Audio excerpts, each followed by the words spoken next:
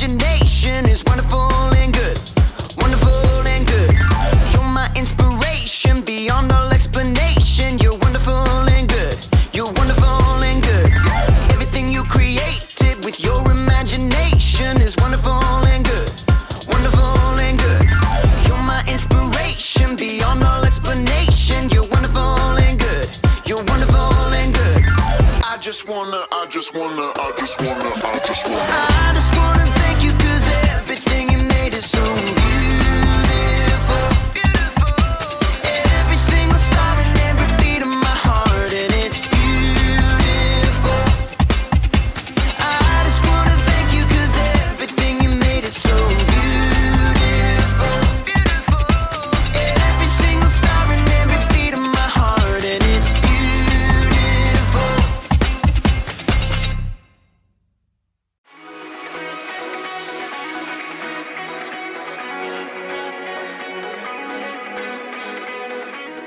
Hey everybody, I'm Graham, candy connoisseur, and I'm here to talk about individuality. Individuality is discovering who you are meant to be so that you can make a difference. Every single one of us is an individual. We were all made by God in our own unique ways. When you look at yourself in a mirror, you can see all the work that went into making every little detail. I see you! And it's not just what you look like that makes you an individual. Your whole personality sets you apart from everyone else in the world. You should really look at yourself sometime. Really look at yourself inside and out. Like when I look at myself, I think I'm pretty cool. Like a big bowl of ice cream. And there are things about myself that I like. I love that I'm good at problem solving. I have this ability to understand when something is wrong and immediately think of ideas to fix it. Oh, and I like that I'm funny. Like, have you ever heard of this one? Knock, knock. Oh, right. I need someone in the room for that joke. Anyways, the punchline is, I didn't know you could yodel. Oh, I think I'm funny. Actually, now that I'm really looking, I'm thinking there are some things that I don't like about myself. Like, sometimes I procrastinate. That means when there's something that needs to be done by a certain time, sometimes I wait till the last possible minute to get it done. Oh, and sometimes I have a bad temper.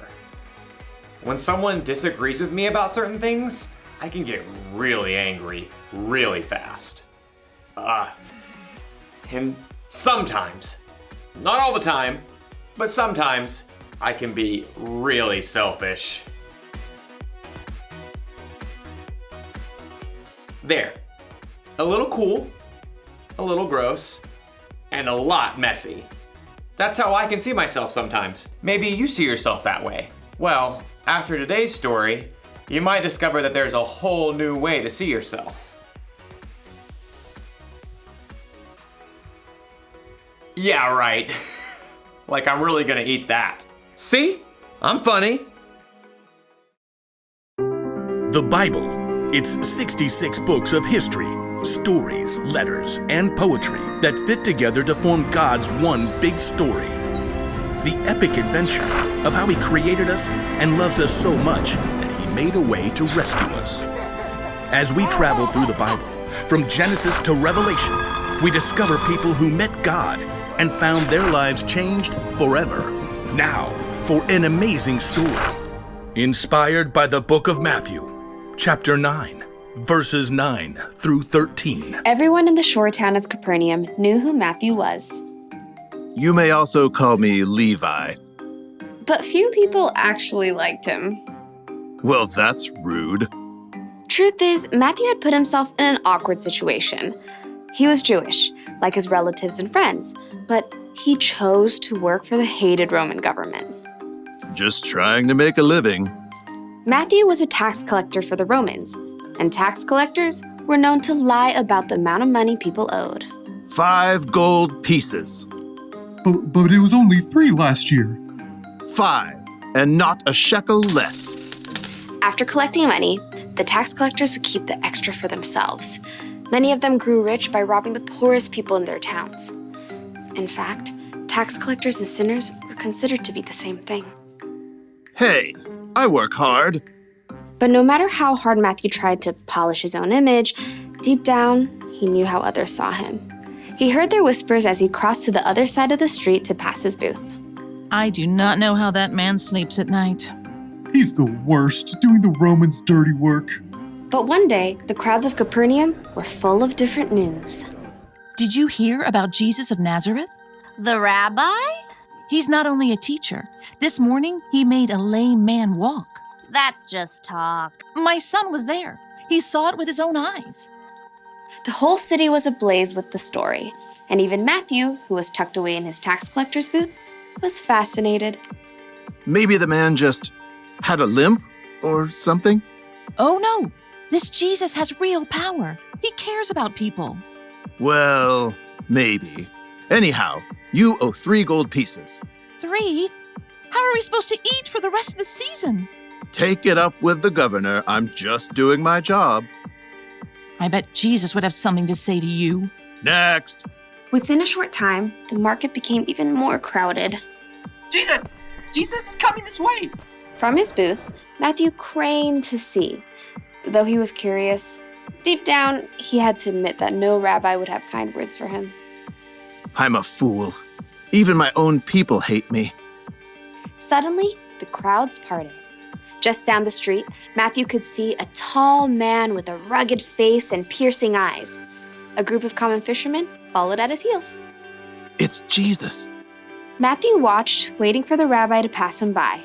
Instead, Jesus stopped right in front of Matthew's booth. Rabbi? Jesus looked directly at Matthew, reading every single thought in his heart. Nice day? Not too hot. Not too cold. Jesus kept his gaze fixed directly on Matthew's face. Come, follow me. Shocked, Matthew looked around. The crowd has fallen away. Who? Me? Jesus nodded. Matthew gaped. He had no doubt in his mind that Jesus knew every single thing about him, even everything he'd done wrong. But still, Jesus wanted Matthew to join him. Oh, well, yes. Matthew found himself leaping up from his seat and rushing out of his booth to join Jesus on the street. It's, nearly dinner time. Would you like to eat at my house? To Matthew's amazement, Jesus and his followers turned their steps towards Matthew's home. Quickly, Matthew sent out word to everyone he knew. Come to my house for dinner. Matthew, who had expected to eat alone, found himself hosting the most famous rabbi in town for dinner, along with a ragtag group of fishermen, tax collectors, and other outcasts. Jesus doesn't care what I've done. He thinks I can be better, that I'm worthy to follow him. But while Matthew rejoiced to discover his brand new identity, the city's religious leaders were horrified by what Jesus had done. They sidled up to Jesus' disciples. Why does your teacher eat with tax collectors and sinners? You know, that's a great question. Jesus overheard the religious leaders and answered the question himself. Those who are healthy don't need a doctor. Sick people do. I have not come to get those who think they are right with God to follow me. I have come to get sinners to follow me. Preposterous. From then on, Matthew followed Jesus everywhere. With his own eyes, he had seen more of the things that Jesus had done than nearly anyone else. Near the end of his life, he wrote down all the stories he had witnessed and gathered so that others too could know Jesus.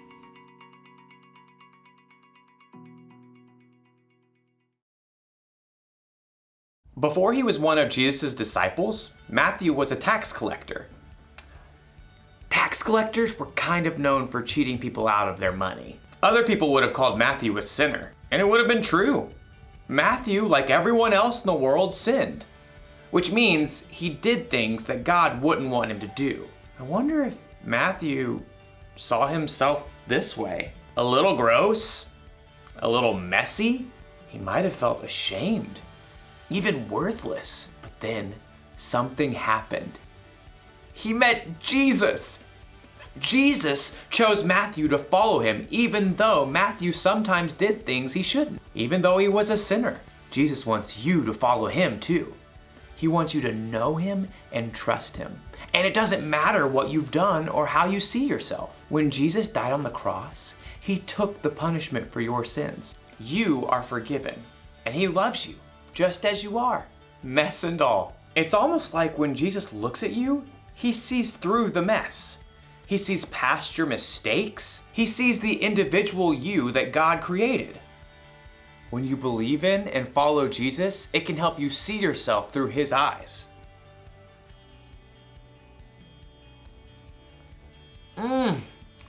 And it's so much better that way. The one thing to remember today is this. Knowing Jesus changes how you see yourself. I definitely like myself a lot better without mayonnaise. Blech. I'll see you next time.